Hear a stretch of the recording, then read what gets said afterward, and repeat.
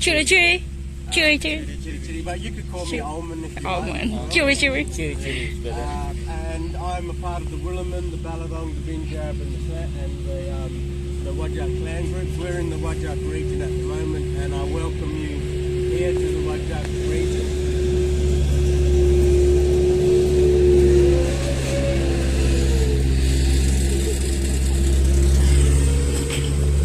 And to the left we have a noisy lawnmower. Yes, I spoke in Nyunga. Nyunga is the name of Nyunga. my language and our people.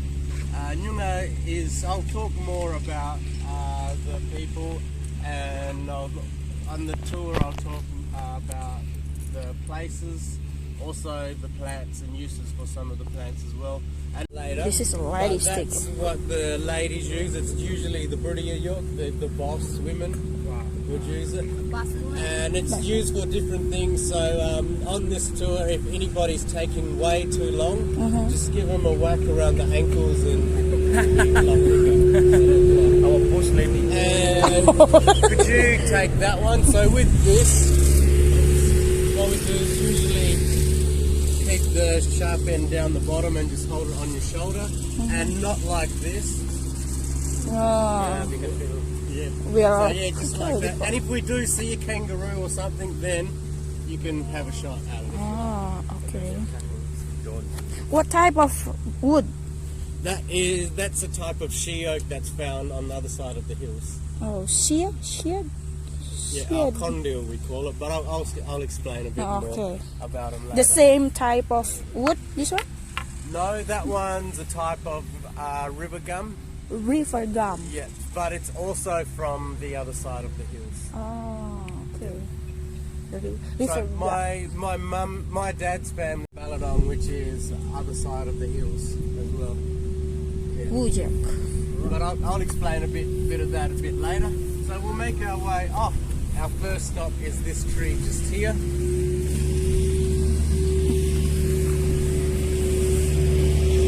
Before classrooms was all built in schools and universities, everything began sitting in the same tree. This tree here we call the warnil. This is one of our medicine trees. We've got many different medicine trees around the area. But what I'd like you to do, Peppermint, not peppermint? it's known as a peppermint, or the WA peppermint, the West Australian peppermint tree, but here in Western Australia we just call it the peppermint tree. In Yunga we call it warnil. Warning.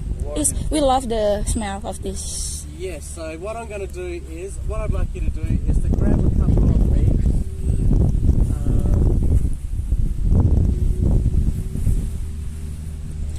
So yeah, grab a few of the leaves. Once you got the leaves, do not eat them, whatever you do. Smell it. Just squash it together. Once you've squashed it together, just squish it a bit more and rip Yes. it and mangle it and terrorize it and Yeah, this one. rip it a bit more and then have a smell. Oh, ambilin. Yeah.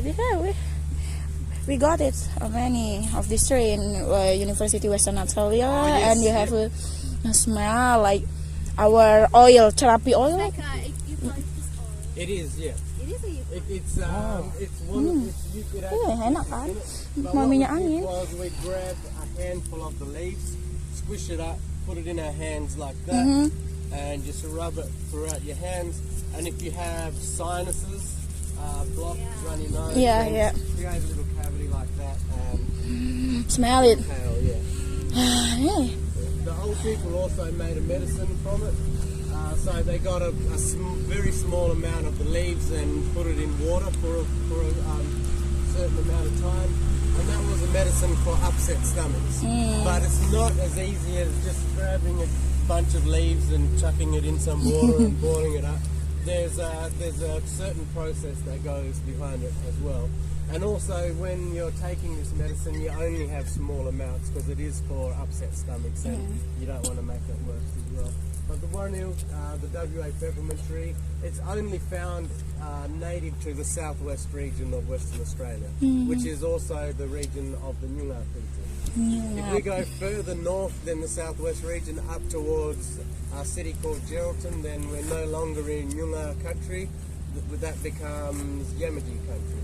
And if we Yamaji. go east to a city called Kalgoorlie, again that's no Kalgoorlie. longer Nyunga country, that's Yamaji country. That's different language, different custom, different law, different borders, different everything as well. Also, Western Australia is Nyunga.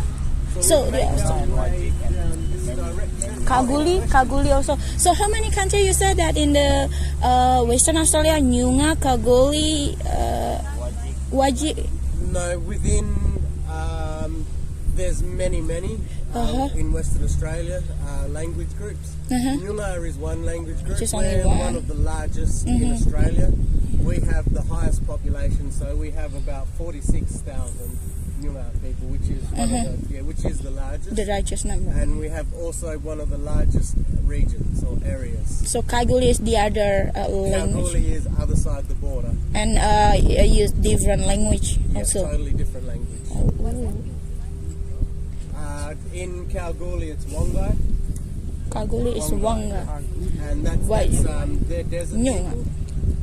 people, semi-arid desert people. And to the north of us, where Geraldton is, they're Yamaji. Yamaji. And that's three different languages. And if you go further north, the groups are smaller, but there's many different groups in the north. So in the Kimberley region, lots and lots of different groups. Throughout Australia, there was over 600 different language groups at one stage as well. Yeah. I love it. Peppermint in Australia, Western Australia peppermint. I forget what is the name of the traditional name of this tree, Sandy? You remember that? But this is the peppermint, Western Australia peppermint. But people show this as a peppermint. Okay. What we call it, the map from Nyunga.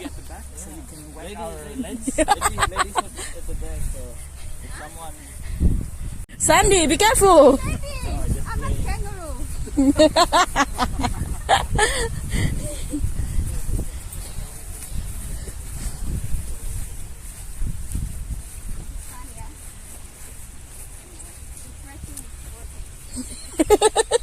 Ben look upset to me.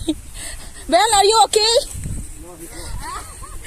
You know what? He's a businessman. You know?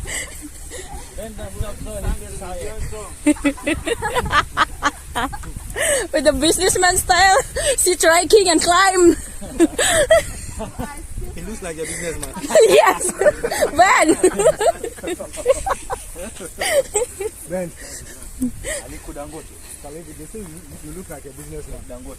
Really? Yeah. A farmer? Dangote. Towards car tree. Just here at this stop behind me, we've got the Banksia Garden. In Kings Park, there's many different gardens. The Banksia Garden is the Kimberley Garden. That has plants of the northern parts of Western Australia from the Kimberley region. We've got the Southwest Garden, which has plants from the Southwest region. We've got the Banksia Garden. This is dedicated to Banksia. There's many different species of Banksia. 95% of the Banksia species is found only in the southwest of Western Australia, and they've got many different uses for them as well. Just in the distance, we've got some of the yellow Banksias. That's really bright yellow. Got some of the red Banksias. A lot of the Banksias hold nectar. What is a bank? So what we do is we get a coolamon, which is a wooden bowl, fill it up with water, grab some of the flowers and leave that in the water, and the nectar seeps out into the water. Wow. And you've got like a cordial, like a nectar-rich, nectar-flavoured drink as well. With the sweet flower? Yeah. There's some of the, like the bottle brush, for example, and some of the other mallees also have nectar in them. My daughter, for example, during certain seasons, she'll go up, grab the flowers off. She won't break it off the tree, but she'll grab the flowers and slap it on her hand until all the nectar comes off, and then she walks around licking her Oh, hands. itu loh sari bunga. So some of them can hold a lot of nectar, and it can be really nice and sweet as well. We do it every Camberang season. So Camberang is springtime. I'll explain that during the season stop as well. But yeah, so we got the different flowering ones. The yellow ones blooming over there. Sometimes in winter we get the bottle brush, which are the red ones as well. With these ones down here. This So one? there's the banksia just down there. The children would grab those banksias and they would put sticks in certain This areas one, right? and turn them into animals. This one. So they turn them into little possums, little echidnas, kangaroos, emus. You've got different shaped ones as well, larger and smaller, and the kids could have a collection of their own little toy pets. So it's probably before teddy bears, we had the teddy mews and teddy roos and teddy leaves. Yeah, so yeah, one of the ancient toys just there. Also, if we have a look on the inside of it, where it becomes harder, we collect those banksias up, break the outsides off it off, and what we do is those we use for when we're travelling from camp to camp, we burn the tops of them. They burn very, very slowly.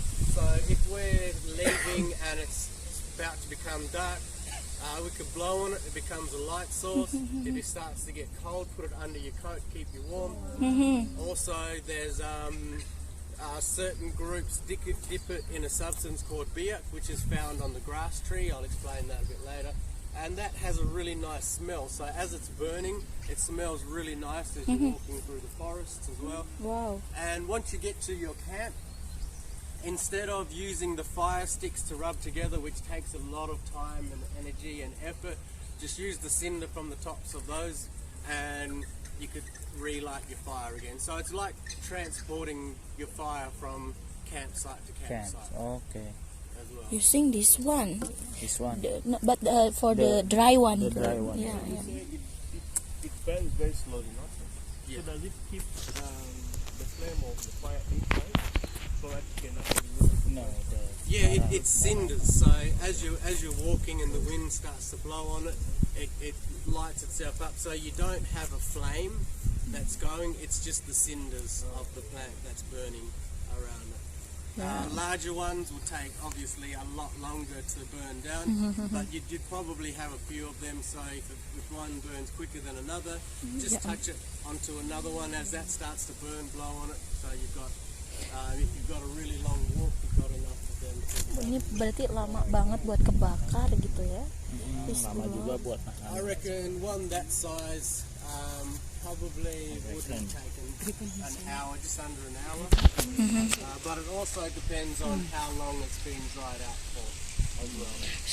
So if you've taken it off and it's been sitting to dry for days, maybe weeks, it's going to be a lot drier. It's going to be The name of the plant is banksia. Banksia. Banksia.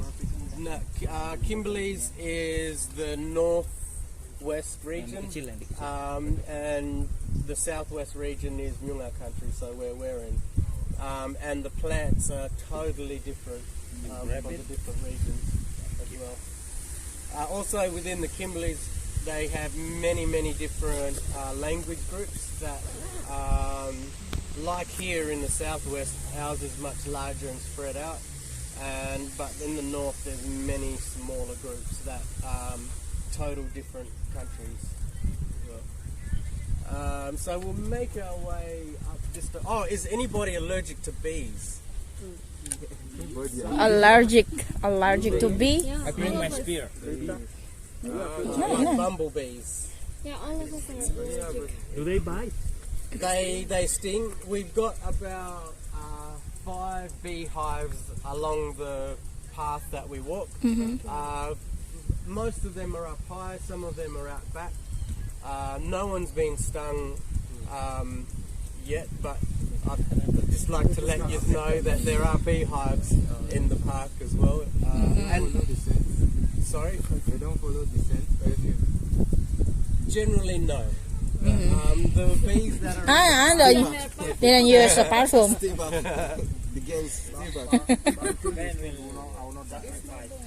If you're allergic to bees, if you get stung and you're allergic to bees, the first thing we'd have to do is ring up to the Kings Park Department to be able to get an ambulance in here as soon as possible.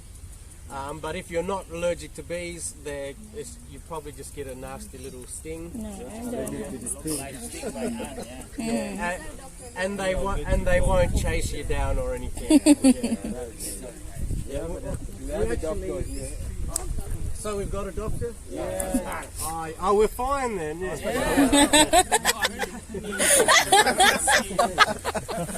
You can use your hands. We've got some bush medicine here that we could find as well. You got a pharmacist here. You got a doctor. The warrior. The warrior. And who is the doctor. warrior? I'm a university professor. Homosexual. Hey, we have a Rita. Agriculture. Rita agriculture. University professor. Chief's wife. We have a University professor. Man.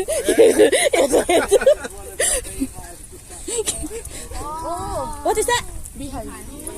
Beehive. What is that? Oh, I see. Not these ones, but we do get honey from the native bees. They're not. How do you call it? Traditionally, we get smoke. So. Oh yeah. So we Oh, get, same like Indonesia. certain dry foliage and blow on it. And what we do is we smoke ourselves first. Yes. So we're protected from the bees as well. And then we blow the bees out. Once they're out, we only just take a small amount. The bees traditionally, the native bee doesn't make a lot of honey. And there was a bee also that She's a on the bee. other side of the hill, which was a solitary bee as well. So it didn't have a hive, and it flew around the region. And again, it didn't have much honey. But when the Europeans arrived, they bring the European bee, and the European bee integrated with the native bee. The native bee never used to be a stinging bee. So our bees never used to sting at all. So the first group of Nyungar people looking for honey would have got a bit of a surprise when they came across this new type of bee. New transfer breed. That's another warning. That's another peppermint. The bright one. Yeah, that's a warning, the peppermint. Warnio. One, but the different type of peppermint. Yeah, it would be a different species, but it is peppermint. Peppermint also. Warnio. That's beautiful. Green stuff. Yeah. It does have the aromas from that one as well, so it still smells. Yeah. And that's in a part of the Banksia garden, so we've got a couple more Banksias in there as well. Banks.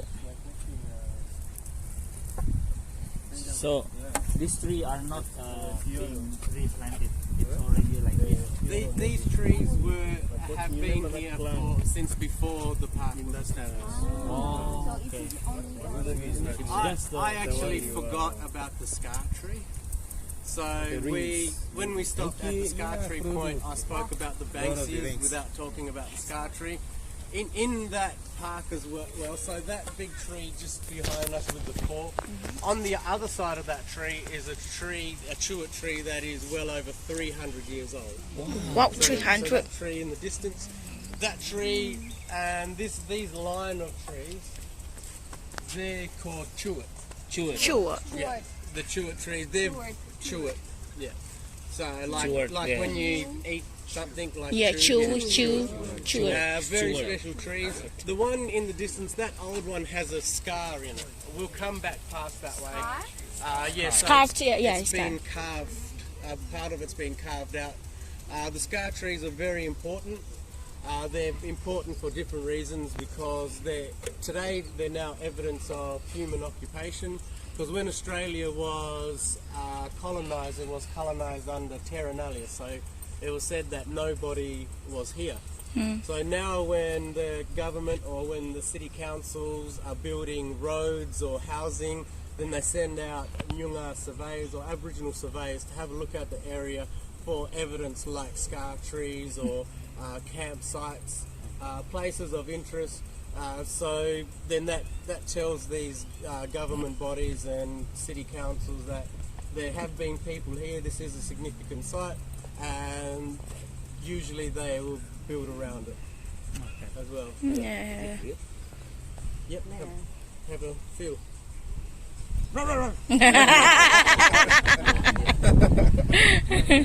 But yeah, so all of these trees very special. If you have a look up, it has lots of cavities in the trees. Also, Yeah, there's a there's a bee, beehive. yeah. Beehive. Well, Now it stings.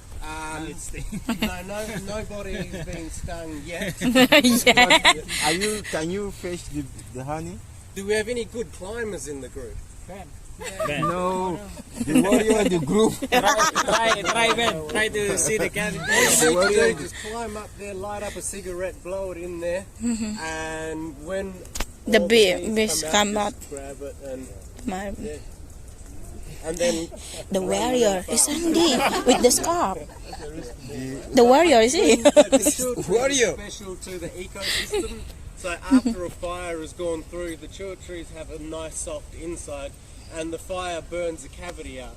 And when the plants start to come back after the fires, these cavities are perfect little homes for the wildlife, like the cockatoos and the parrots. And the cavities that are lower down, they're also good shelter for the mammals and wildlife as well. Mammals, yeah. So they're great for the ecosystem. Warrior. Why do Warrior. we leave you in our group? The warrior with the I spear. just need to use My spear. scarf. The warrior with We the only spear. have one.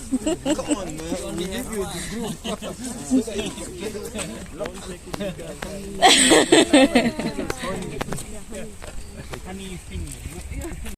Wow. Beetle. Where? Beetle. 1, 2, 3. Oh, not only 4, but 6 seasons. So we've got our calendar is a 6 seasons calendar, which fits perfectly in a 12 months. Seasons, that's based on the solar calendar, where ours is based more on the earth, based on the land and the changes. So with the seasons, we've got 2 summers and 2 winters. Our first summer is Birik season, that's Barracks. December, January. So this is our hot, dry time of the year. Oh. And our second summer is Bunuru, which begins around February, March, which is a hotter but humid summer. Our 2 winters, our first winter, which begins approximately around June, is Makaru. That's our wet winter, so that's our rainy season. And Julba, which begins around August, that's our coldest time of the year. So there's less rain, less wind, and the early mornings is very, very cold during this time of the year. August to September. Yeah, but it does swap and change all the time. So the seasons never ever start on the 1st of December or on the 1st. Camberang, October, that's our springtime. That's a beautiful time of the year. Where is it? Around When? October, September, October, November. If you September, come up October, into the November. park, you notice that it smells a lot different. There's a lot of nice aromas coming from the plants, and there's a lot of colours as well. So the wildflowers are out during this time of the year. If you go into the valleys on the other side of the hills, you'll notice lots of purples in certain areas, lots of whites in other areas. So the land is very colourful during this time of the year as well. The seasons are also very important because it told us where the food was going to be, where the best places to get water, and a majority of the Wajak Yunga people moved around in links with the seasons. So during the wintry times, the Wajak was in the hills, spread out. So if there was a flood along the Swan Plain in higher ground, There's also lots and lots of water up there during that time of the year. Also lots of foliage, lots of resources, so you can have your fires going all through winter as well, and lots of windbreaks. During this time of the year, this southwest region is dominated usually by southerlies and southwesterlies, so there's lots of places in the hills where you've got windbreaks as well. Lots of techniques, different techniques was used. So if we do have lots of southerlies, then our doors would be facing north. So the wind's coming from the back.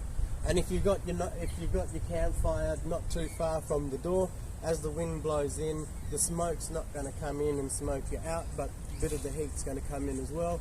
If it gets really cold, dig a hole underneath your maya or your home, fill that up with hot coals and hot wood from the fire, cover it up with soft sand, put your hides over the top, and it's like having an electric blanket to keep you warm as well. So lots of different techniques. When the groups moved, it was about the signs of the land. So if there's more feathers on the waters, that means there's a change in the seasons. If there's more leaves on the ground, the colours are starting to change. The temperature's a big one. Certain animals appear and disappear. For example, snakes. When snakes start to appear, we know we're coming into the warmer times of the year. When the snakes start to disappear, we know we're coming into the colder times of the year as well. So at the moment, we're noticing that Julba and Makaru is getting shorter. This year, Julba only lasted for about 2 weeks. Oh, 2 Not weeks. this year, sorry, in 2019. So we're noticing these seasons, Bunuru and Birik are starting to creep in to Jeren and Camberang.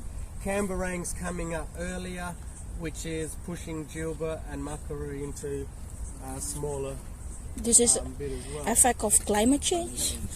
I believe so. Yeah, there's been a lot of changes, not just in the past 200 years, but in the past 50, 30, 20 years as well. Yeah. Is this the general outlook for the whole country in terms of No, this is just the southwest region. Yeah. 6 So seasons. in So the you also northern have like parts, a rain totally like different that. climate. Not only altogether. spring, summer, or winter, So autumn. it was Okay. also the seasons is also a part of our You education miss system. that. So if once we finished in the hills, then the groups would make their way to the next camp, which is usually around a place of water, and the children would learn about the area that they're in. When you'd move to the next place, the children would learn about that. After doing enough cycles, then these children have knowledge about their region. Once they possess enough knowledge to then pass it on, then they become more responsible and help teach the younger children come along as well. And moving, it's about sustainability. So if we're next to a water hole for a certain amount of time, the fish species may start to dwindle, the plant species is going to be feeling the effects. So the groups would move on, come back approximately a year later, and those fish stocks will be regrown, the plants will be less affected by the human footprint as well. So that continues the resources for future generations as well. Yeah. Sorry? Snakes? Yes, but we've got really good rangers that come out every morning to look for them. Yeah. I've maybe in my lifetime, because before I was born, my dad was working up here, my older brother worked up here, I worked up here, my younger siblings are up here. We're up here all the time. In my lifetime, I've probably only seen maybe 1 or 2 snakes. So there's probably 1 in 365 chance of possibly. It looks like a tree that belonged in the more northern climate. Oh, northern climate Yeah, I'm not sure what that. with the brown or red. Yeah, red brown. The colours of the leaves are different than. There is a dark. It is an And Jack Brown. I know most of the trees of the southwest, and they don't look native to this area.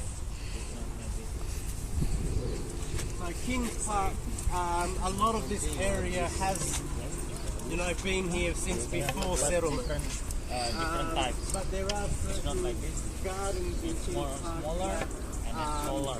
It's not. we have imported plants from around Australia. Chiri chiri. Okay. Why it's called King's Park? It was in honour of King George. I King believe. George. King George V of England. Oh, Of England. okay. Like Elizabeth Quay. Why the name of Elizabeth The Quay? name is not like King. I thought it was King. In honour of Queen Elizabeth. But they have like many name with the name of the England royal family, right? Victoria. Queen's Park. Queen's Park is just south in that direction. So our leaders really like the royal family because they named a lot of the places after them. Yeah. Let's take a selfie, you. So just in this area just here, this is where we got a nice view of the southern suburbs and the Swan River. The Swan River we call Aborigin. Debu This is a part of the Wajak region. The city of Perth itself, the CBD, that's built on an area called Boorloo. And that used to have around 8 really large freshwater lakes. So a lot of the camping grounds was in that area as well. The Swan River used to be more fresh, but it has changed a lot since colonisation. So during the summertime, if we have a look at the Swan River, actually 200 years ago, it would be unrecognisable today. A lot of where the bridges are were natural crossing points, so during the summertime there'd be sandbars in those areas and the river would be broken up into segments. Then as the winter rains would come through, then that's when the water would come all the way through. Since settlement, when the first ships came through, they blasted a lot of these sandbars in order to get the ships up to be able to export things from this area as well. So what that did was it created a different ecosystem for the river. So now it's becoming more marine. So we're seeing a lot more sharks in the water. We're also seeing octopus and stingray in the water as well. We've got 2 different types of jellyfish. One jellyfish is native and been in the Swan River for thousands of years, and the other jellyfish was brought in from ships as well. When I was younger, my father and my oldest brother, we used to go for freshwater prawns along that area of the Swan River, just along there. But in the past 20 years, the temperature rose by 0.4%, and that was enough to wipe out the population of freshwater prawns. So we can't go prawning anymore. They tried to restock it in the 90s, but the temperature's too high. We've got a nice population of blue manna crabs, which is the sweetest crabs that I've ever tasted anywhere. Might sound biased, but it's very sweet. But we also, every now and then, not every summer, but every now and then, if the water temperature gets to a certain temperature, we get some algal blooms, and that disrupts all the crustaceans. So we don't really go fishing or crabbing as much in the Swan River as we used to. Now and then we may go diving for mussels, but we've got a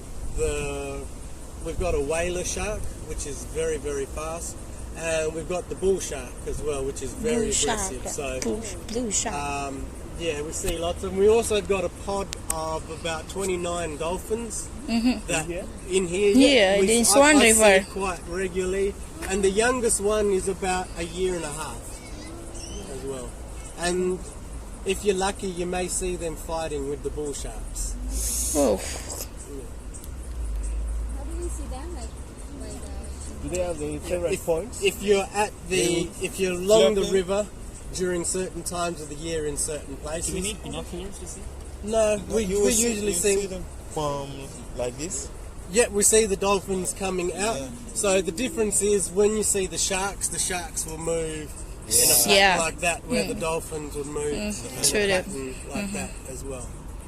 The dolphin in that area, a man named Mijiguru camped in the 1800s. Mijiguru was a leader, one of the leaders of one of the Wajak clan groups. Mijiguru had a son named Yagan. Yagan was captured and imprisoned on Karnak Island, escaped the island, was hunted down for, I believe he was called a local nuisance at the time, and then that was extended to terrorists. Well, Yagan's father, Mijiguru, was killed and hung in the city.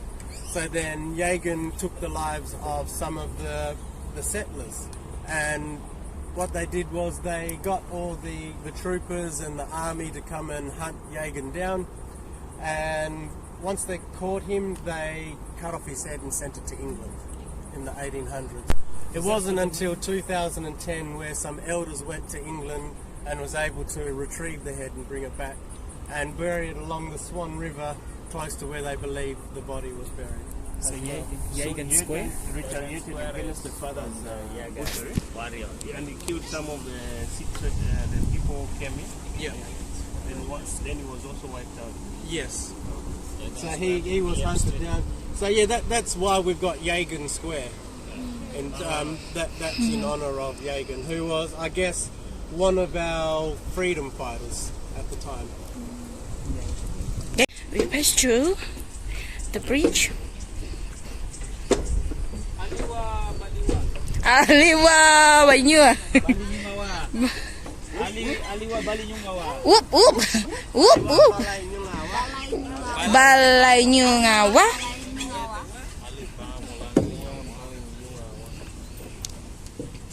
So this area just in here, this is where I talk about some of the plants and its uses. One of the plants that has many uses is the grass tree. That's this one here with that big green grass sticking out. That's a grass. It's called grass tree. It used to be, in Yunga we call it balga. Still we know it as the balga, but it used to have a name, and this name was only changed in the 90s, but it used to be called black boy. But apparently I'm not allowed to call it black boy anymore because I'm being racist to myself. So, but yeah, the name was changed because, you know, so it's called grass tree now because it looks like big grass coming out of the top.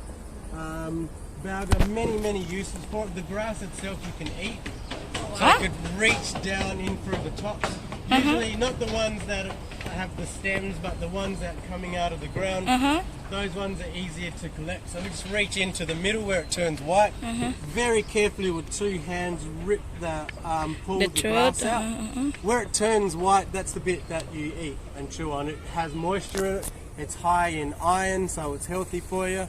My daughter, whenever we're out in the bush, I'd get a handful of them, break it off for her, and she'd walk along. She calls them bush noodles for some reason, and just chews on them. And, yeah, so it's. Some people say it tastes like celery, but I don't know. I think it's got its own unique flavouring to it. Also, the grass itself, when we're camping through summertime, so if we've got our sleeping bag or our swag, and we're on the ground, we grab a big handful of it and spread that around our sleeping area. What that does is it creates an unstable surface, and snakes don't like to slither on unstable surfaces. They'd like to have more of a grip. So they're not able to move how they want, so hopefully they'll leave you alone for the night. You don't want to wake up with a tiger snake laying next to you in the morning as well. And with the stem, it's really flammable. We do not go out and knock the tree down for its resources. We'll only collect the resources in small amounts if we're eating the grass. or we'll wait till after a storm or one has fallen over naturally to collect the resources. The trunk we use for fire starters, so it burns really hot really quickly. It also smells really nice as well. This plant thrives on fire. So the more fire that goes around, the bigger and stronger the plant will grow. Wow. And if no fires have been around for many, many years, then the plant can self-ignite as well. And so there's been instances where a bauga has self-ignited without setting off a bushfire as well. It thrives. It doesn't really like the rain too much, but when it does rain, it's designed to filter the water away from the trunk. So if the trunk gets wet, the plant will rot and die. But what it does is it filters the water also in through the top, so it grows higher. The plant grows approximately 1 centimetre a year as well. Yeah. So it's already many. Yeah, so it's already many years old. After a fire, a resin will grow from the side. We call that biak. That's what we crush up. You throw it in the fire and it makes sparkles. Kids love it. Smells really nice. It's also what we dip the banksia in. So when we're travelling, so we've got a nice aroma when we're travelling as well. And it's what we mix with yongaguna to make our stone axes and tools as well. Yongaguna, does anyone know what yongaguna is? Younger. Kangaroo droppings. Oh. So that's one of the ingredients we use for our tools. We'll show you that a bit later as well. So the grass tree, many uses for it. There's many more. We can go on for ages on the grass tree. This palm just down here, we've got another one over there. We've got a large one down here on the other side. That's known as the Zamia palm. We call it jirigi. Jirigi. The jirigi has a number of uses. Its main uses is the bough, the jirigi bough. The seed from the Zamia palm, it's very, very poisonous. Oh, poison? The Nyunga people collected it, buried it for a while, and after you dug it back out of the ground, those poisons would be diluted. Give it to the children eat it, becomes immune to the plants around them. But we also made an energy drink from them. So this energy drink would have taken a number of days up to a week to make. But again, it is very poisonous, so if you got it wrong, you could do a lot of damage to yourself. And this energy drink done correctly could make you walk for days. Gives you a lot of energy. Also, we use it as a fishing technique. So we crush it up, spread it throughout the water. It sucks the oxygen out of the water, stuns the fish. All the fish just float to the top, so you could grab your bag and take which fish that you want. And then when the oxygen returns, the fish regain consciousness and swims off unharmed. Also, you could dilute the poisons a bit more, crush it up into a powdery form and turn it into a damper or a cake as well. There is a story dating back to the 1820s in a book by an author named Neville Green. Wrote that a group of sailors were rowing up the river because at this stage you couldn't get the ships up. So they were rowing along the river and they saw a group of mulas collecting these seeds. So the captain sent out the sailors to collect these seeds. They cooked them up that night. A lot of them never made it through the night, and the ones that did were in a lot of pain next day. So it is very, very poisonous as well. That's the jirigi. This tree just here, the one that they so rudely cut up. Which one? Yep, that's the she oak. We know it as condil. That's our returning boomerang tree. Oh, So if you have a look Like at pine, yeah? some of the branches, like pine.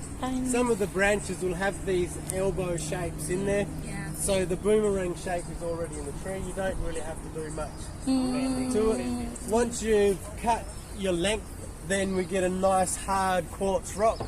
Rub that rock up against the side of the wood that you cut till it's nice and smooth.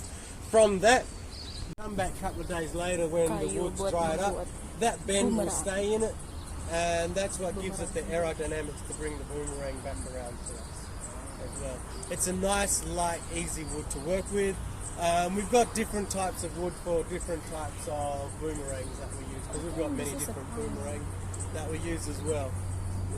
So, is there a boomerang? There possibly is. So we can see. We just may see if we've got time. Yeah, I'm gonna try that. Yeah, we've got some in there. So we'll make our way down to The bridge. this direction to the base of the bridge where that corner is just there.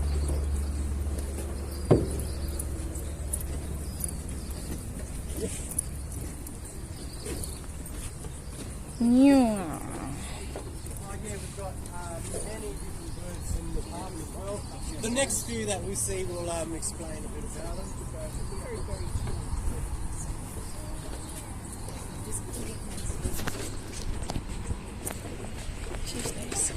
Excuse me? So some of these birds that we can hear coming from some of the honey eaters. Guys, today we have a trip in the King's Park, and the They've bright moved pink on. is our guide. At the moment they'll be back This next is season. our friend. We call waradong and pingbirdies, magpies. Oh, what the difference between crow and raven? Well, I believe it's pretty much the same thing, but experts say that our crow isn't traditionally a crow, it's actually an Australian raven, but it looks like a crow to me, so I call it crow.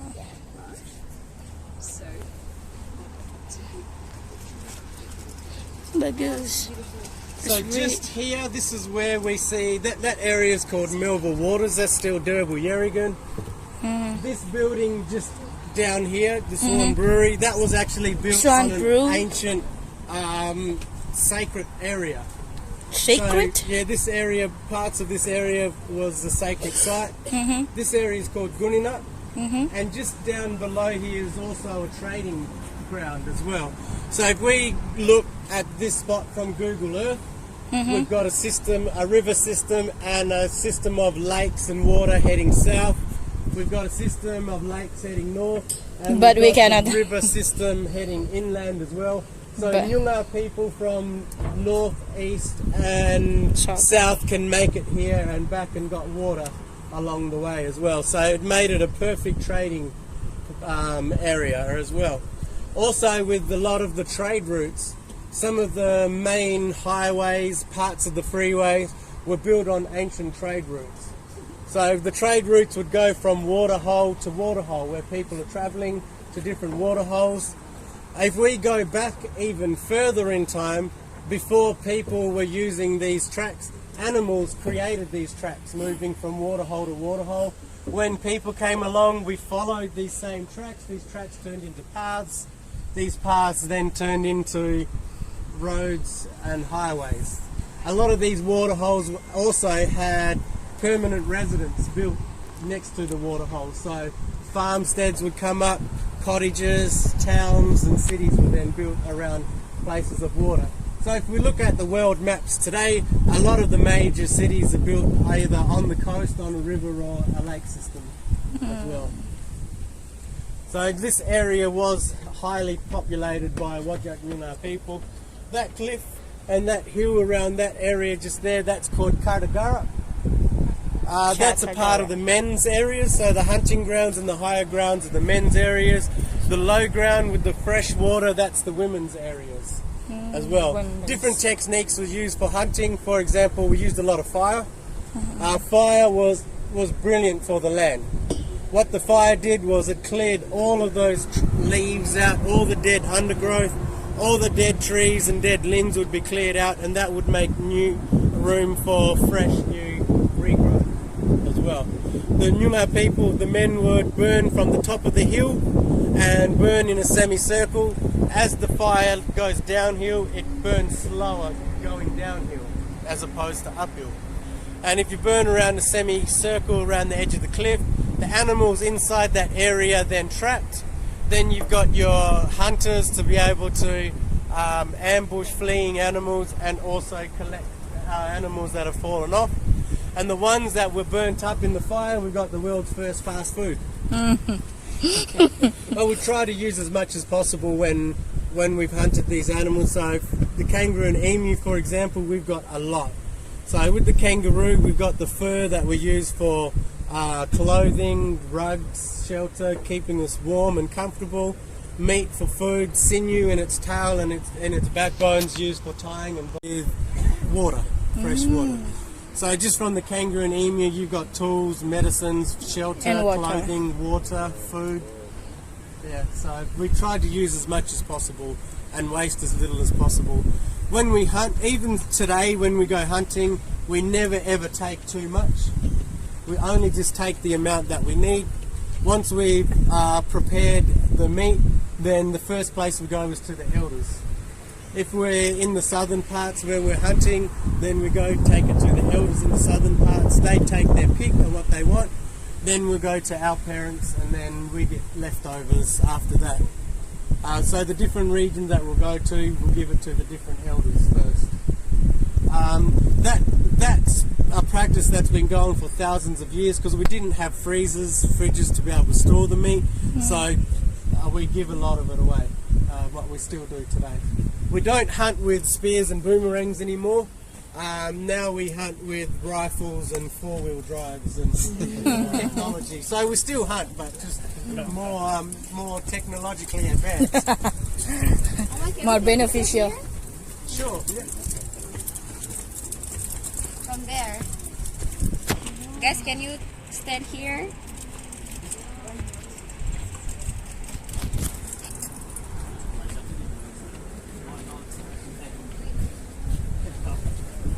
I think all of us can.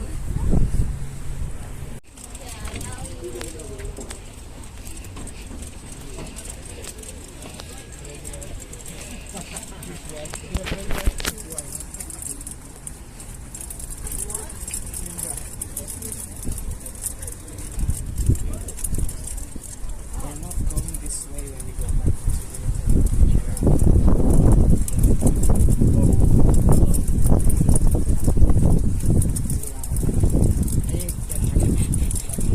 You want to go to University Hall again? You just follow this path until you find.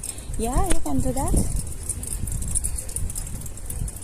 And then finally we'll come to the University Hall. So this tree just here, this is actually from the south. If you further south that you go, the more of these trees that you'll see. We have the Karri forests down in the south, and the trees are a lot larger in the southern parts.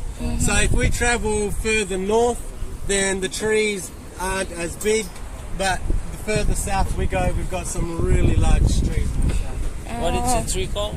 Karri. Karri. What is the benefit from the tree? It's one of the eucalyptus trees, so yeah, one of the many. Koalas eat the Eucalyptus. koalas The leaf. used to eat the leaves, right? Yes, but we don't have koalas here in Western Australia. Oh. Just eat eucalyptus leaves? Yes, All they eat? that's all they eat. Yeah.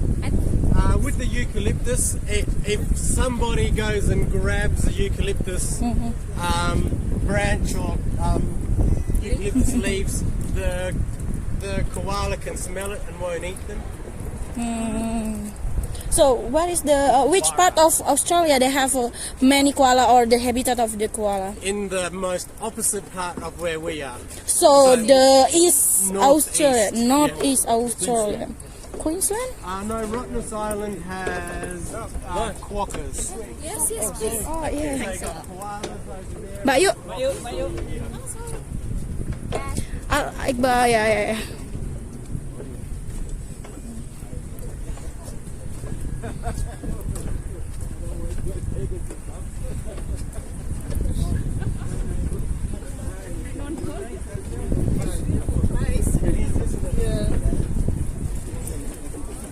So just on the left of us, we have the marry tree. Marry tree. Marry trees, yeah, we call it marry trees trees because this is where we would come to get married. Oh, really? Only kidding, guys. That's Ah! a bad tour guide joke. Sorry. I just believe everything what you say. Mary tree, but it is the real name, right? Mary tree. Yep, there are koalas at Caversham Wildlife Park, but those koalas are not native to this area. They were brought over. Yeah. So if we have a look at this tree, you can see where some of those red bits come out. That's Yes. that's coming out of that young one just in the front there. That is one of our medicines. That's a very, very useful and important medicine. So what we do is we go up with a coich, which is a small little axe, and we pierce a part of the bark. And we come back about a year later, and that bark would have lots of this sap coming out of it. Where is the Mayan? The red gum. The red gum is the Mayan. That red gum, yep. So that sap, that gum that comes out, we collect it up. And if you're walking through Maori Forest and you happen to cut yourself, just go up to the sap, put your hand on that sap, and it'll be like, if it's fresh, it'll be like a honey type texture. Just rub that over the cut. That will, it will seal the wound, so it'll dry up really quickly. Also, it will help the blood mix with the oxygen and clot a lot quicker. So our scab will form very quickly. So it helps our body's natural defense system. It has it has properties in it that helps kill the germs, antibacterial properties. Also, if you've got aching gums, put a bit of that sap over the affected area. That'll dry up and help heal that area. If you have skin ailments, crush a big mob of it up, put it in a hot bath and just relax in the bath, and it'll help relax you and your skin, and great for your skin. If you have a sore throat or a bad cough, mix it with warm water and gurgle. So there's many uses for it. We never collect it from the base of the tree because dogs like to relieve themselves at the base of the tree, so it's safer to collect it from high up. as well. Yeah. We still collect it today, so whenever we're travelling out through the other side of the hills where we've got lots of Maori forests out that area, we still stop and collect it up as well. Mary. Maya. Is there any like a cosmetic or When product Maya. that also reduce this? Me, I know that now if you just use the knife, I guess the similar thing would be start coming betadine. on top of the knife. Betadine. Yeah, so Yeah, you collect that's it. the only thing Just that I like could gum tree. compare with it. So there's no direct ones. Just like rubber. It's the same Some thing. pharmaceutical companies that have approached Aboriginal elders and groups, the Aboriginal elders said no because of exploitation of the medicines. Yeah. This one is another type of gum tree. The smaller ones further south. But as you can see, there's that gum that's coming on the bottom. We call that bush lollies. Don't get these gums mixed up. One's edible, one will dry your whole throat out if you eat it. But this one here, it has like a natural flavouring to it. Suck on it, it's got a bit of a sweetness to it as well, and it's just like a lolly. It'll slowly dissolve in your mouth. But if you have a really long trip and there's a child on the trip and the child's saying like, are we there yet? Are we there yet? How far to go? How long? Are we there yet? Are we there yet? Give them that. As soon as they bite on it, their teeth will become stuck together. And you'll have a nice quiet trip. It's a bullying for the children. I'm there yet. How dare you? How far? If you got children, you would No, just get a tape. You just use the tip. It's the same.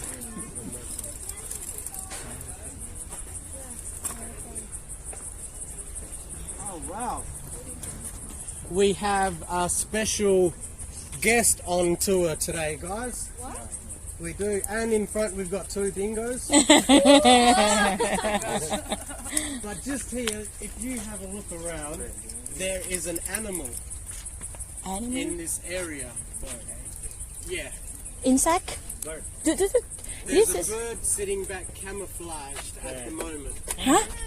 Which one? Oh, There. Up there. Where? So that's called a tawny frogmouth. Oh my god, all? Oh no, not all. A lot of people think it's an owl, but it's not actually an owl at all. It is more active during the night. This one, you So saw that that? one just there, and it This one? blends in nicely with the bark as well. I think camouflage is good. It's so close to the park. Mm. Yeah, so they came out for you. I think the first one for sure it's like a old. Actually no. If we come back to the to yesterday lesson, if they want to become the warrior, I say no. Ali, you are the warrior. Come on, man. We pick you because you could be the father of the next generation. Be the one. That's the memorial. It is. There's also the Western Power Parkland, which is straight through that direction on the opposite side. Up here, there's also the Rio Tinto, a naturescape in that direction, which is a new type of playground for children. So the typical playground has the swings and the slides. The playground has lots of waterways, so the kids could build their own little dams and use things with nature. So if you'd like, you can have a seat in the shade there. I'll explain about some of the artifacts that we've got. Oh, di mana ya mencari yang teduh. Ini aja sah.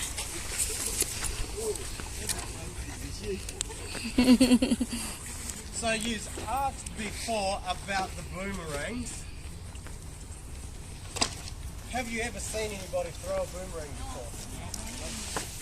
The boomerang is a dangerous weapon. Ah? And we need to follow some very important rules. Rule number one, you must never ever take your eyes off the boomerang. You're welcome to share this on social media too. I'm about to throw it, so rule number one, do not take your eyes. Wait. Am I safe here? You should be. You all should be safe where you are.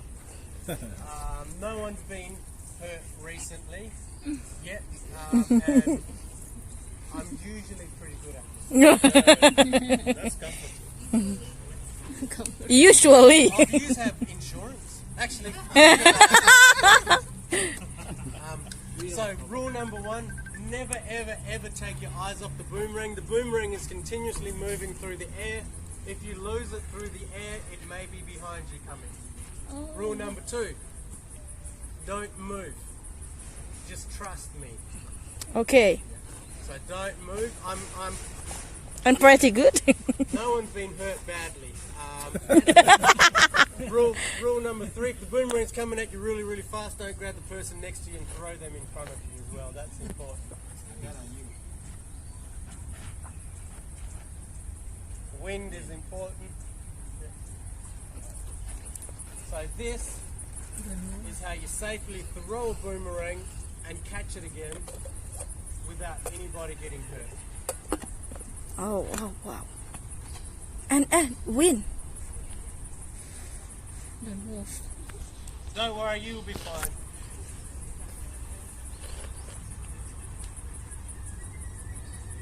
You ready? Yeah, we ready. Yeah.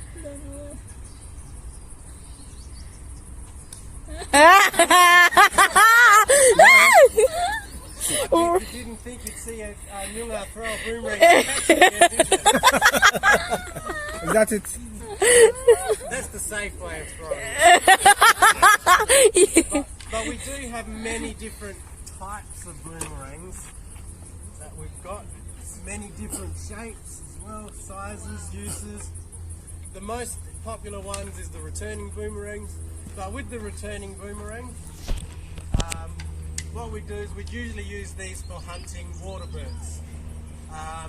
Probably wouldn't really hunt kangaroos and emus with the directly with the boomerangs, but it is also used as a decoy. So what we'll do, we'll go up to a lakeside. If there's a big mob of water birds on the lake, then we get one of the larger returning boomerangs, throw that around. As that goes flying around, it'll cast shadows, make a certain sound as well. All of those water birds would then think this is a bird of prey, like an eagle or a falcon or a hawk. They'd all fly up into the air. From there, you could have about 3 or 4 boomerangs in one hand. Wow, Release and those. And if you've got about 4 or 5 boomerangs heading towards a flock of birds, you got about 4 or 5 chances of bringing some KFC home for dinner. whoa. But if you happen to hit about 5 or 6 birds in different places, you have to swim out and collect every single one of them. So we never ever kill just for the sake of killing. We've never killed for sport or for fun. And when we have killed something, we have to utilize it and respect it. Respect the animal as well. Not just used for throwing and hunting. We also use it as a digging stick. Some's better than others. Music stick. Would you like to hear a song? This is an ancient travelling song. So when we travelled, we'd use some of the songs that would tell us where certain places and certain areas are. So kind of like a map. So this song is called Jeningin Bo. Jeningin is looking, Bo is a long way. And it's about travelling from Cardamunda in the hills in the distance, up here to Cardakumba, which is that part of Kings Park, just over the other side over there. And then a little chant called Wardundi, which extends from here down towards the coastline as well. So this is Jeningin Bo and Wardundi. Jeningin Bo, Jeningin Bo, Jeningin Bo, Jeningin Bo, Cardamunda, Jeningin Bo, Nyong Aboja, Jeningin Bo, Jeningin Bo, Jeningin Bo, Jeningin Bo, Jeningin Bo, Ngala Boja, Jeningin Bo, Ngan Boja, Jeningin Bo, Jeningin Bo, Jeningin Bo, Jeningin Bo, Jeningin Bo, Wajak Boja, Jeningin Bo, Ngala Boja, Jeningin Bo, Jeningin Bo, Jeningin Bo, Jeningin Bo, Jeningin Bo, Ngan Boja, Jeningin Bo, Ngala Boja, Jeningin Bo, Jeningin Bo, Jeningin Bo, Warande, Warande, Ngan Kulin Warande. Warande, Warande, Ngan Kulin Warande, Jena Kulin Warande. Oh, good. You could hand these around if you like. And you sing like that. Waranganyo, waranganyo, You can sing. waranganyo.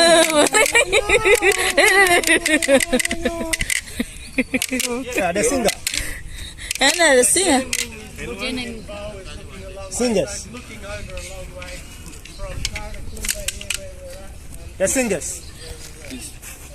Susan and Waranganyo, waranganyo. Boomerang. but we didn't feel it. Another I didn't touch it. This one here is designed just to hover, and it'll hover for a certain distance before shooting up into the air. This one here is designed just to go straight. So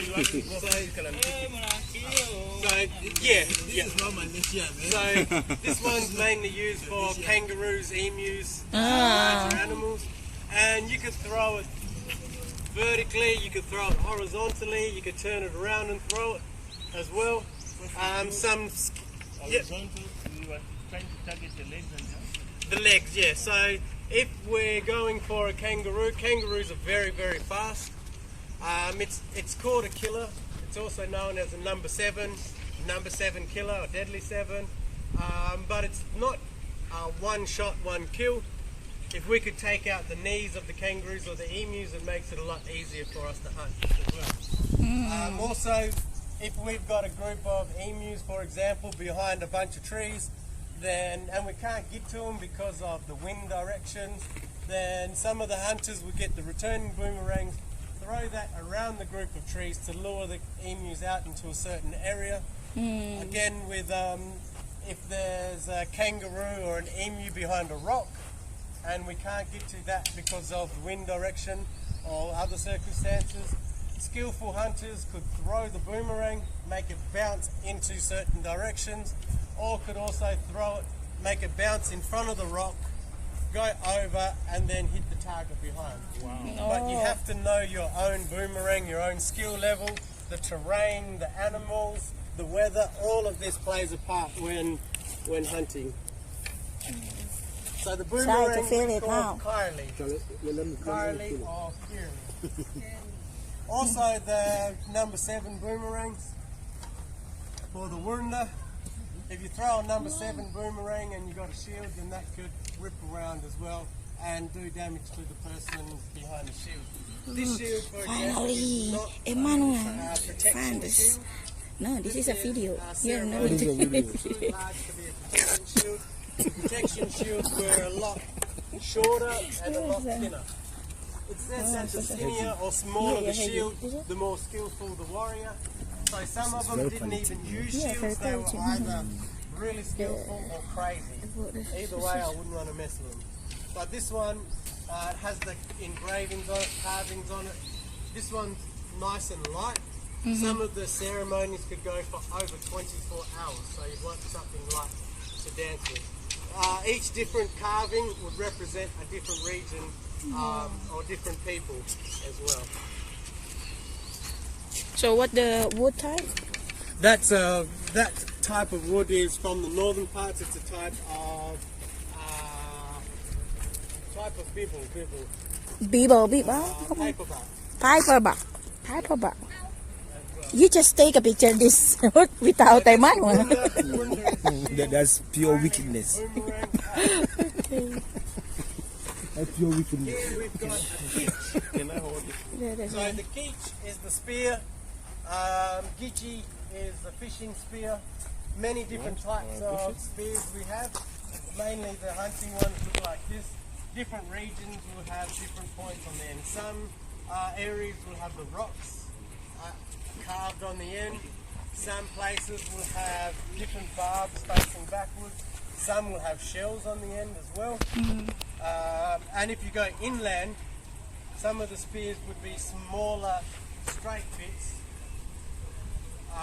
tied together as well, wrapped together. So most of the spears also will have a little hole at the bottom of it. That little hole is designed to go into this. This is known throughout Australia as a woomera. In Yunga we call it mirror or miri.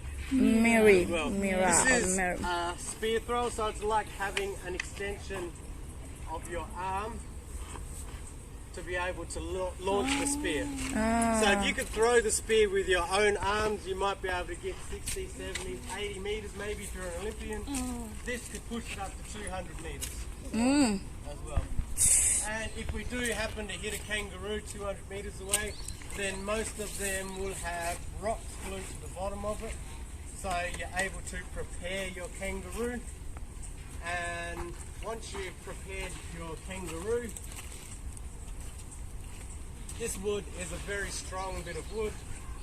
So, and burn-offs have been happening throughout Australia and all throughout Yunga country for thousands of years. So just go up, find a burnt stump or burnt log, rub this up against it, start a fire. Once you've started your fire and you've cooked your meal that you've prepared, then you've got yourself a plate that you can eat. As a plate. Or if you've got a really big mouth, you've got a really big spoon. Multi-purpose. This one's Multi-purpose. It does have a bit of that glue on it, still a bit left, and it's got the sinew from the kangaroo tail still in there as well. No metal in the spar? No metal at all. All of them from the wood? Everything's wood and stone and from resources around. Here we've got a quich. So this is an ancient style axe. This was made from the resin that we get the beer from the grass tree that grows on the grass tree, mixed with yongaguna. Do you remember what yongaguna is? Kangaroo dropping. Yeah. Kangaroo And dropping. charcoal. So all you need is a third from each mixture, and get a nice stick, put it in the fire till it heats up, and once that's hot enough, move it back and forth to the mixture. That'll slowly build up. As it builds up, it gets thicker and thicker. Then it'll get to a point where you can put your rock in. So not everybody needs koiches. Some people. What is the rest? I don't want to see that.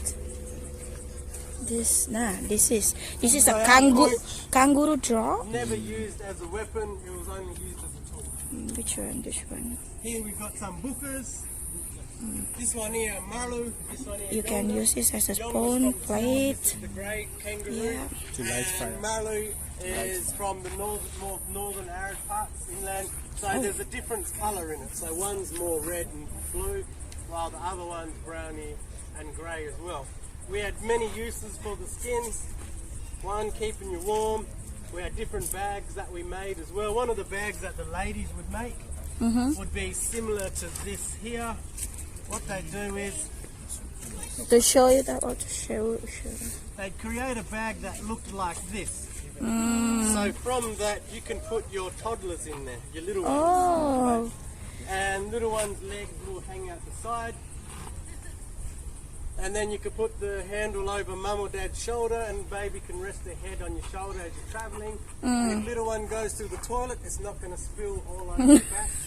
It's going to get caught up in there. They're going to feel nice and comfortable in there as well. Yeah. So take baby out, clean it up, chuck baby back in, and on you go again. Can we wash it? Yeah, you'd wash it. It's really soft. I still love putting this on my pillows. No.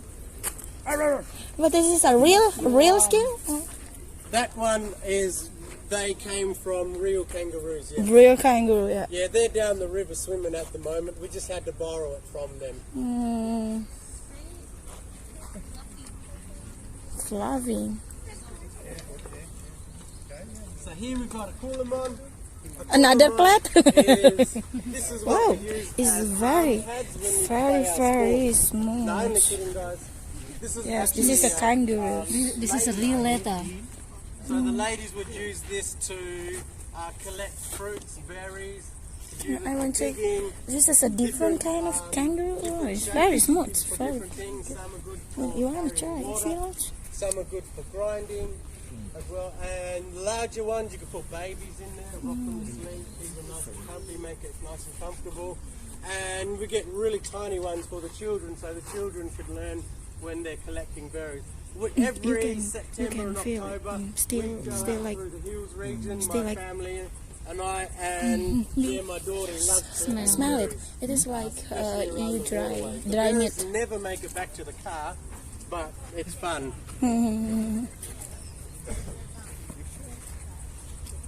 It's just another place. What the function? Brings What the me to function? this one. Berries. Put the berries. Put for the children. berries. What is that?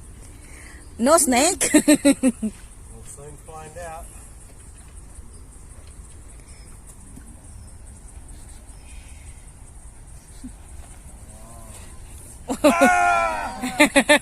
Just joking. Guys, did I get anyone then?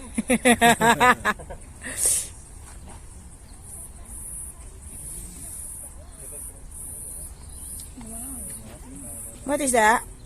Good question. It's my didgeridoo for today. It's not traditionally a didgeridoo because didgeridoo is made out of wood. This is my didgeridoo. It's a half didgeridoo, half trombone. Oh.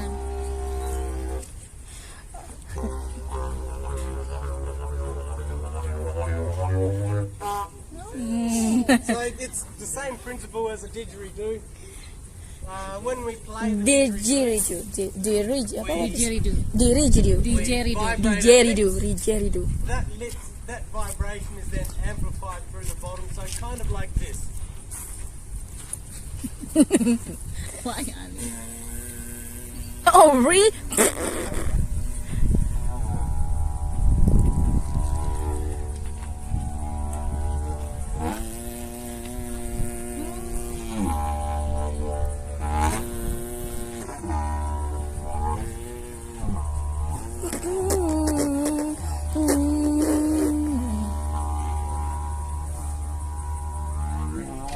DJ dulu. So that's how we play the didgeridoo. Didgeridoo. It's different all around Australia. It also has different names. In the north is where the didgeridoo originates from, the northern parts of Australia. So it's also known as yiraki. Jiraki. It's known as yigi yigi. Gigi. Yeah, widely known as didgeridoo. Didgeridoo. We know it as bornakwarnging, or the talking wood. And it's found all around the world now, the didgeridoo, and I believe in Europe they call it didgeridoo. So many different names for it. It's played differently in different regions. In our area, in our family group, we've got 3 main styles. We've got kanyawarnging, which is the spiritual style, which is slow, mellow, relaxing. Then we've got the storytelling style, where we mimic the sounds from around us and put them together to tell stories. And we've also got the rhythmic style that we like to bounce to. So I'll play for you a bit of kanyawarnging, which is the spirits talking.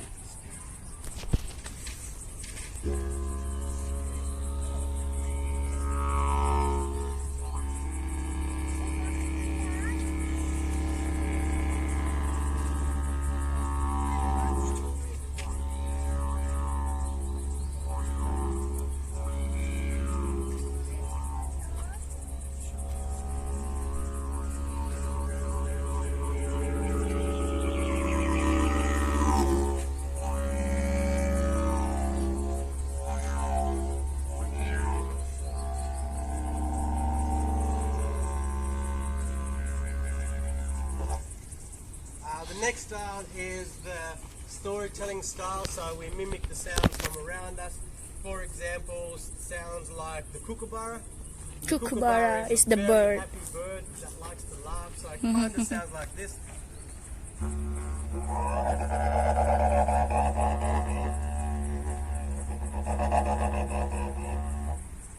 Dingo.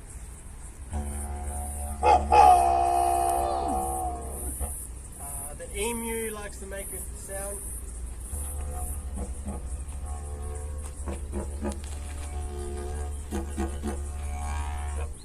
This next animal, I'll see if you could guess what this next animal is. You reckon you could guess it? Yeah,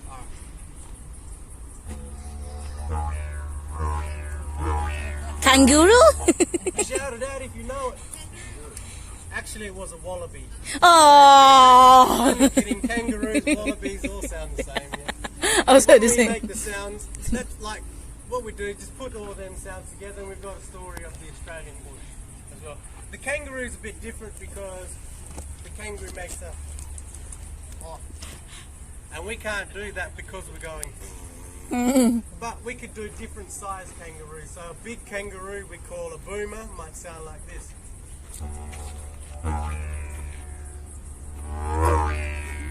Yeah, because Size kangaroo. jump. And a baby kangaroo.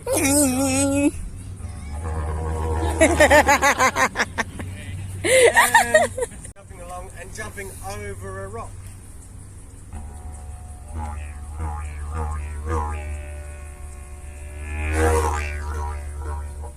And we could have that same kangaroo jumping along, jumping over that same rock and getting hit with a boomerang.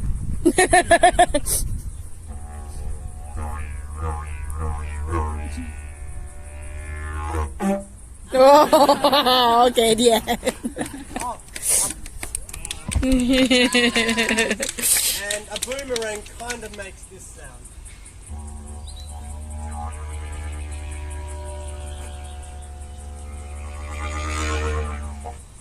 And that brings me to the rhythm. So with the rhythm, we've got a rhythm which we call nyambi, which is the one that we dance to, a foot tapping dance.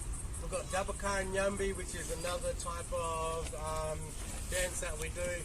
So I'll play you a couple of Nyambi rhythms and I'll jam for you.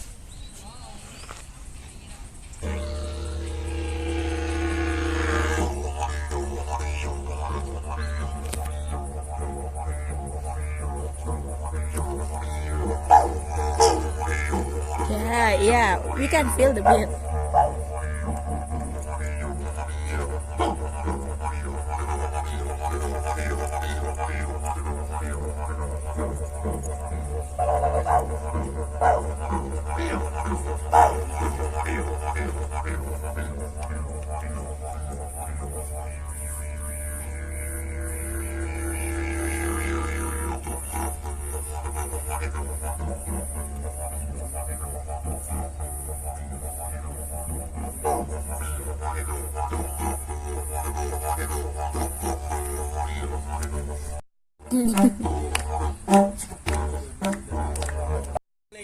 Males only instrument, and it's not the only males only instrument. There's a small little didgeridoo type instrument in East Africa as well, and there's a really long didgeridoo type instrument in the Alps throughout Europe as well. And so when the didgeridoo came into Nyungar country, it's only been in Nyungar country around 60 to 70 years, so not very long, given its tens of thousands of year history.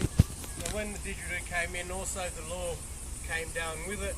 So traditionally we're not allowed to teach women how to play the didgeridoo. But we do understand it is an international instrument and we can't enforce the rules or anything as well, but we do respect the didgeridoo and its history.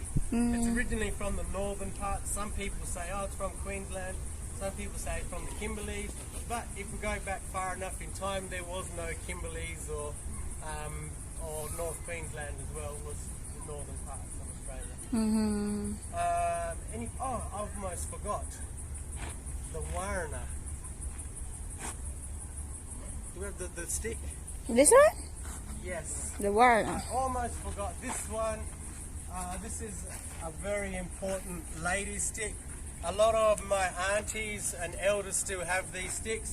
Traditionally they were used as walking sticks, hiking sticks, digging sticks. If there's fruit up high, you can knock the fruit down.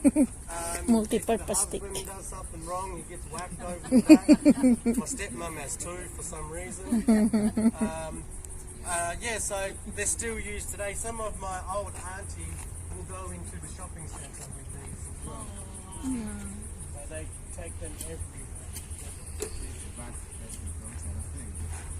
Yeah, you can't get too cheeky with an elder with a big stick in their hand. No pity, okay, as well. So that is all the time that we've got in this area here. So we're going to make our way slowly down this direction and back up towards the hill and back towards Yorgazini. Yeah. Okay. Thank you. Freshwater reeds are very important because it lets us know that there's fresh water around. We've got different uses for them as well. For example, these ones here, the coastal swords edge, those ones you can eat the bottom of. We don't eat the bottoms of these ones, but Eat them. they are edible. The ladies make baskets out of them, and we also can make rope from these as well. So what we do is, after we pull it, there's many different types that we can make rope from, but we get two sticks that are similar, and those sticks will get a lot of the moisture out of it. Once we've got the moisture out of it, then we'll break it and make it fibrous, rub it together. From there, with both ends we twist until it becomes all twisted, folded in half, and then we'll tie a number of those together, and you can make a very strong rope if done correctly for this one. That one just in there, that's called Nukumbara. Nukumbara. Nukumbara is hollow on the inside, so hunters would lay under the water and use that as a snorkel. So when the water birds would float over the top, then you can take a pic for the water birds as well. But mainly we need to protect the freshwater reeds because it helps cleanse the water as well from bacteria, and it protects the frogs. So the water birds that eat the frogs can't exactly get in there once the frogs are in those areas. And the frogs are an indication to let us know if the waterways are healthy as well. So the frogs are very, very important. If we're lost in the southwest forest, we'll go up to the highest points, and from those highest points we'll have a look throughout the valleys for these different types of reeds. Kukumbara? And that'll let us know if there's What? fresh water in there. Chiri chiri, what is called the diving bird there? They're ducks. Oh, ducks. But they got diving. They can dive. Can dive. Dive, not only swim, dive. Look at that, look at that. Wow.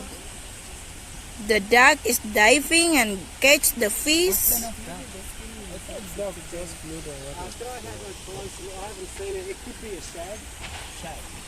No, they go there. Goes down. Go there. and No, no, swim no, no. inside the water. That means it's amphibian. Amphibian.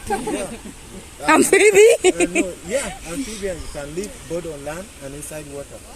Yeah, we Don't go there. that's a shag. Shag. Yeah. This kind of bird? They're very good swimmers. Along the Swan River, you may see them with their wings out on the banks, drying up. So what they do is they'll swim under the water, chasing fish. And once their feathers get wet enough, they can't fly properly. So they'll dry their feathers out until they become lighter, so they're able to dry. Yeah. So how long do they stay inside the water? Because if they stay long, that they have to be amphibian. I haven't really Mammals tested it, stroke but amphibians. they're great swimmers. So they could probably spend enough time underwater that would get them a good feed as well. I don't think they're like penguins to stay underwater that long, but yeah, they do come up a bit. But they're very fast, so they could get a fair distance underwater in a short amount of time. One of the other fishing techniques that we use is so we'll get smaller branches like this from a tree similar to this, and from that we'll get 4 of them, turn them 4 or 6, and turn them into like a frame. From that frame we'll get the reeds, make the rope from the reeds, get leaves and foliage from certain areas and tie the leaves inside the frame, and then we wade through the water.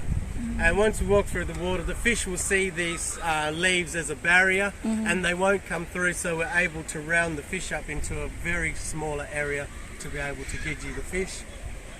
Coastal areas, we look for the rock pools. When we're at the rock pools, we get the little crustaceans, so the little crabs that's run around the rocks. Grab a couple of them, squish them up through your hands, throw that throughout the water in the rock pools. Smaller fish will come in first to feed on the crustaceans. Once the larger fish come through to feed on the smaller fish, then we go for them ones. We do have rock and wooden traps in tidal areas, so along rivers, estuaries. We'll build up rocks or a system of wood. So during high tide, fish could swim over the top quite easily. As the tide goes out, then those fish would be trapped in that area with gaps small enough for small fish to get back out, but the larger fish are trapped in that area. Also have certain songs that we sing. We also use dolphins. So the women will go to the banks and get some of the special leaves, whether it's prickly bush or certain leaves from the area, slap them on the water and sing a certain song. That'll call the dolphins in. The dolphins round up all the fish into a smaller area, and then the men gidgee the fish, and then the dolphins take the rest. Just like very, So very there's traditional. many different fishing techniques, hunting techniques. Shag. Panjang. Wah, panjang. Panjang. What the name of the bush? Panjang. Panjang is long. In Bahasa. And then mayat is just body. So we're about halfway. Halfway. Yeah, so we've got about 2.5 kilometers. Joke, guys. Wow. That will bring my tally to like 6 kilometers. Only kidding, guys. We're not halfway.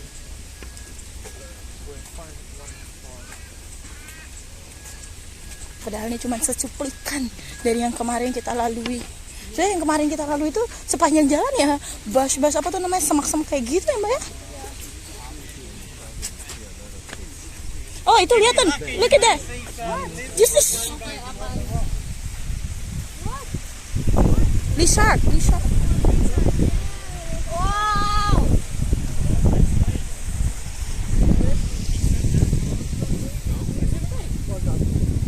What is that? Is it fake? Really?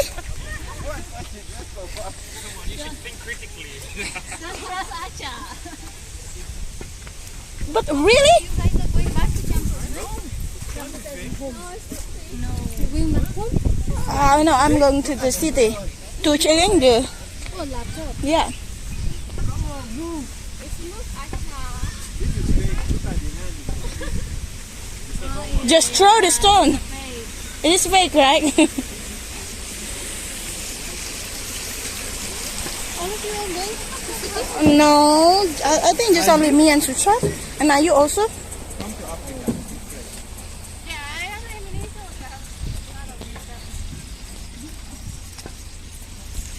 I think they make a stage for the Australian Day, right?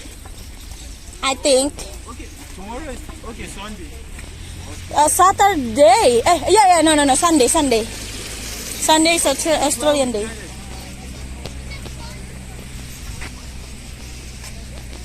So, what bus number that you take from city to Kings Park? Yeah. 9:35. 9:35 and directly drop in the front of the Kings Park. No, it drops me a little up there. From there down, I have to walk. Oh. Kings Park, as in the parking. There's a parking area. Mm-hmm. The bus drops me there. In there. From the parking area, I come down. Maybe 200 meters walk. So maybe the bus number 9:35 also go to the city back, right? Yeah, it goes back to the city. Drop to the Elizabeth Quay or No. In the city, inside the city only. Williams. How about the Williams side? I'm not sure whether it passes by the William Street or not, but I go from the city only. Mm-hmm. This from the city and Maybe I will check in the Google because I want to go to the William Street. If you stay on this side, it will be very good. If you want a nice shot, stay on this side.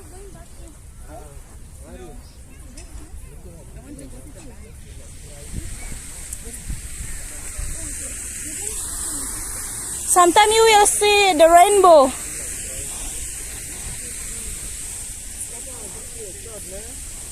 Come on, man.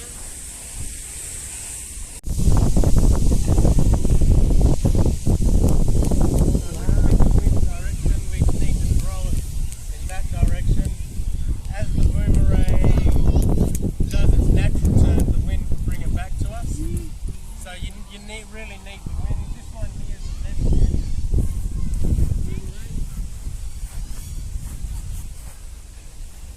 But it's very, very light.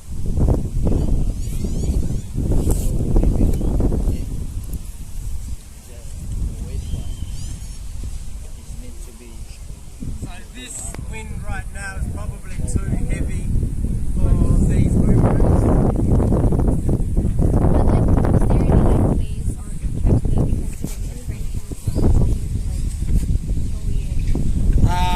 Not that I know of. Maybe if you Google For the left. that possibly, but yeah.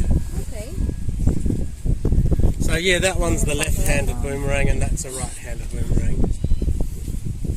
Oh, it's right-handed.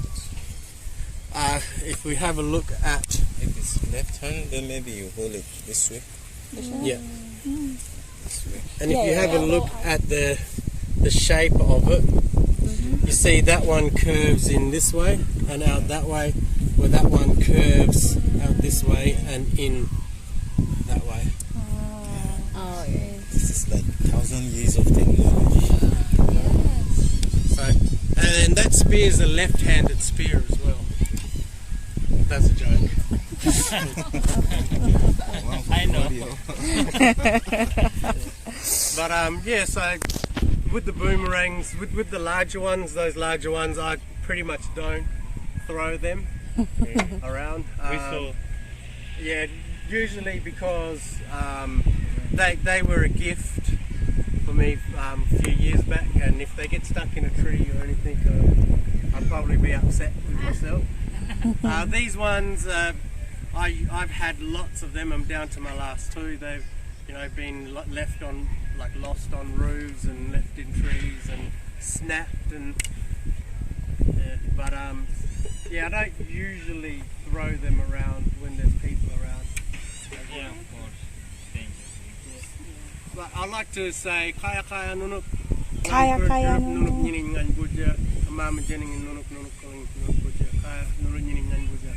So thank you for coming up here into this area and sharing your time with me. And I hope you enjoy your stay here. And I ask the good spirits to watch over you when you're here, keep you safe and bring you health and happiness, and watch over you whenever you travel. Okay. What does thank you in the Kaya. kaya? What does thank you? Some families say kaya, because Kaya. kaya means yes, it means hello, it means Kaya. thank you. Some Nyunga families say younger Younger. as hello, and some Younger. Nyunga families don't say thank you. It's more of it's kind of like if you give someone something that they're receiving, that's a thank you within it. The feeling that you get is the thank you as well. No, side that. Okay. Younger, kaya. Younger one, that's see you later. Budawan. Thank you for your time. Budawan. Kaya. Welcome. I hope you enjoyed the tour. Yes. Thank you. Sometimes I get ahead of myself and just keep talking and talking. And we actually went half an hour over. Oh, really? Oh, yeah. We are going to leave you with a gift. Lou. What? Why me? Okay. Lunch here. Or You bring your lunch? You got a Oh, You got a lunch? So cheating. Together. This Hey. is so cheating. where is the stick? The spark? I think the spark. So is it our lunch? Is it our lunch? Our lunch. this is Mr. Lunchbox. Responsibility. Or do you wanna find We some? think our water. Is there any cafe or here nearby here? What's the use of the There water? is In the front a- of, in the front. If you keep walking in that direction, Yeah. you'll come up to a roundabout. Keep going over the other side of the roundabout and walk through the grassed area, and you'll come up to like a cafe area. There's food and drinks. There's also Aspects, which is like a gift shop. Okay, let's It's go next there. to the visitor center. Yes, yeah. No, sharing now that.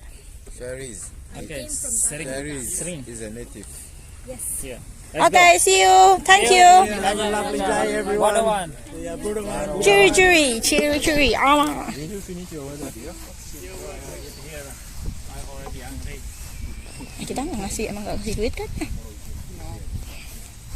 Ada. The first one,